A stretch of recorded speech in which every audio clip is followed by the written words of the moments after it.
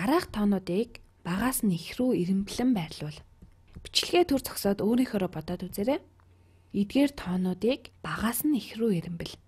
Одоо үүнийг хамтдаа бодцгоё.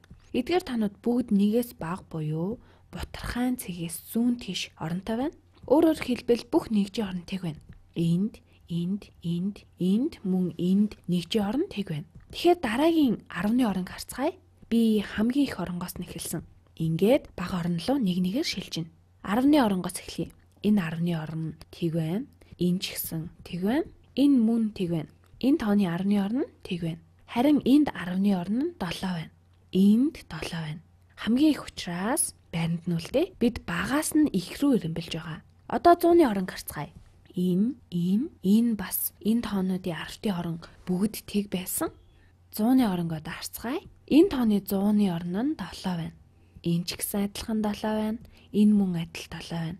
Харин энд 100-ны орон тэгтэй тэнцүү байна. Энэ тооны 100-ны болон 10-ийн орон нь тэг байна. Тиймээс энэ бол хамгийн бага тоо юм. Энэ тооны 100-ны болон 10-ны орон хоёулаа тэг байна. Харин энэ тоо 10-ны оронтой байсан. Эдгээр 3 тооны 10-ны орон бүгд тэг байна. Харин 100-ны оронгууд нь бүгд ижилхэн 7 байна.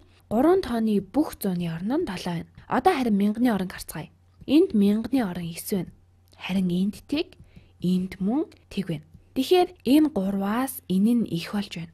Учир нь энэ тооны 1000-ны орон нь 9 байна. Одоо энэ хоёр тоо үлдлээ. Хоёулангийнх нь 10-ны орон нь тэг. Хоёулангийнх нь 100-ны орон 7. Хоёулангийнх нь 1000-ны орон тэг. Харин энэ тооны 10,000-ны орон нь 9 байхад энэ тооных нь тэг буюу байхгүй байна. Тиймээс энэ тоо бол энэ тооноос бага. Ингээд болчихлоо. Тоонуудын багаас нь их рүү ирэмбэлж чадсан гэж бодож байна. Энэ бодлогын үндсэн санаа нь оронгийн утгаар нь ирэмблэн байрлуулах юм. Тэгэхээр энэ бол нэгжийн орон энэ оронгоор харьцуулна. Дараагийн оронгийн утга руу шилжинэ. Энэ мэтчлэн баруун тишээ нэг орон шилжиж харьцуулна.